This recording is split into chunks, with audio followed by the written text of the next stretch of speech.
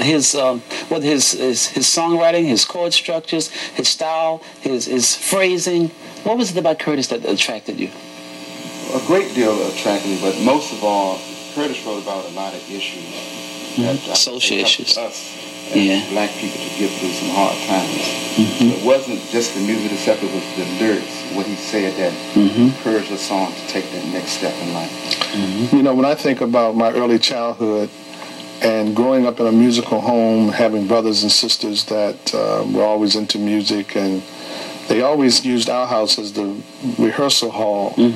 And I heard a lot of different forms of music, but I recall listening to Curtis Mayfield and the Impressions in the 50s.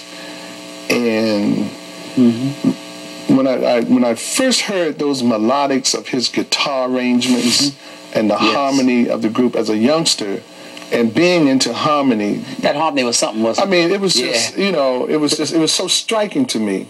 And then when in high school we formed a singing group, and it was funny though, you know, we would sing a lot of Temptations, Mad Lads, Manhattans, and people like that. But when I got to the hallways or got to the corner, we would do Curtis. And there was a guy who's still around named Larry Bell, who was a close friend of mine, who still is a very close friend of mine. Whenever we would sing outside of my singing group, he being a Curtis person himself, hey, Mr. Lonesome, can't you hear the beat?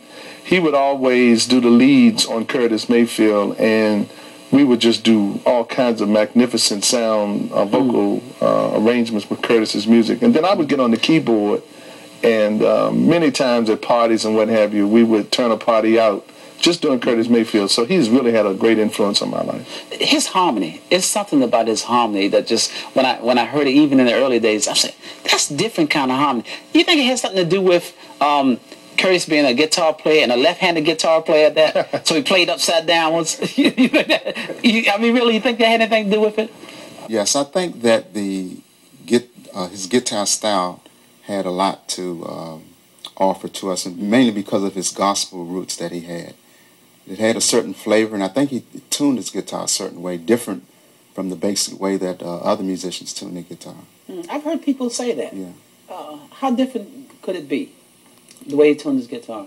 I don't know the details because it's I think they called it Bassapool or something like that. Meaning what?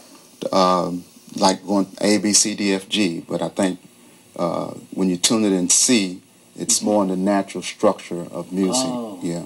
And then too, I think that Curtis would tune and play his music based on what he heard. Yes. You know, like he having a good ear. Yeah, because of his ear and it being so sharp, I think he would hear a tone and would tune the guitar according to the tone that he was listening to. In his head. Inside of himself. And William was talking about his gospel roots. And, you know, he grew up in the church. Yes. He was a church musician. His grandmother was a minister. Right. Exactly. And so he was so deep down involved in that kind of orientation. And if you listen to his earlier lyrics...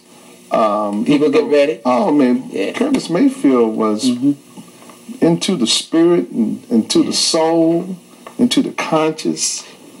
When you heard a song like People Get Ready, when you first heard that, your first impression, what did you think of a song like that?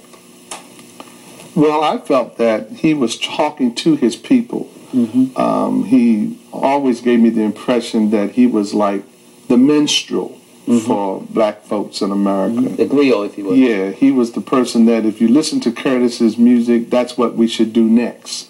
And by him talking about people get ready, there's a train a-coming, I think he's pretty much talking about let's get our souls together. Exactly. You know, let's get our life right. And I saw that influence when I read the lyrics to that song. I saw the influence and felt the influence from his church and from his gospel roots, his spiritual roots there. You know, when I was reading that book, Danny, wonderful book, I read some lyrics of songs and poems that I wasn't familiar with, and man, Curtis was profoundly a spiritual poet, a minister in song, a lyricist beyond one's even creditable. I mean, he did not get the credit. You know, Smokey Robinson became such a poet that everybody wanted to record his music because he was a romantic. Yeah, he was a romantic. You know, but Curtis, he wrote about the social issues. Social commentary. He talked about spirit. He was always talking about. He was concerned about the people of his color bettering their lives. Yes. And he was just one heck of a writer in terms of speaking for his people. But you know, some of these things I think made him an unpopular artist also. But you know, he was the kind of person of strong convictions, and I think that comes through in a lot of his writing. And I'd like to read a little piece here by Curtis. People, get ready. This is from the book, beautiful book. It's called Poetic License, Curtis Mayfield, in Poem and Song, and it's a great book, and everyone ought to have it. It says, people, get ready. There's a train a-coming. You don't need no baggage. You just get on board. All you need is faith to hear the diesels humming. You don't need no ticket. You just thank the Lord. So people, get ready. There's a train to Jordan, picking up passengers coast to coast. Faith is a key to open the doors to boredom.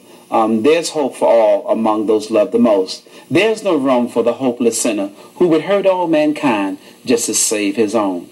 Have pity on those whose chances grow thinner, for there's no hiding place among the kingdom's throne.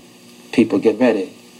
Well, you know, it sounds like to me that's something that we should apply to our lives today. Every day. Definitely. You know, because you know, the key to life and success and prosperity is through faith. Yes. And Curtis was trying to give us a message in the early 60s. And you felt that even in his voice, that high-pitched sound, that falsetto that he used. Absolutely. It's like, in a sense, took you to a higher plane, if you will, a higher consciousness. Not just with the lyrics, but the way he used his voice and the way he used the chord structure and the harmony. Well, you know, I think you're going to share with us momentarily about how he felt about his writings. And I think no one could say it better than Curtis himself in terms of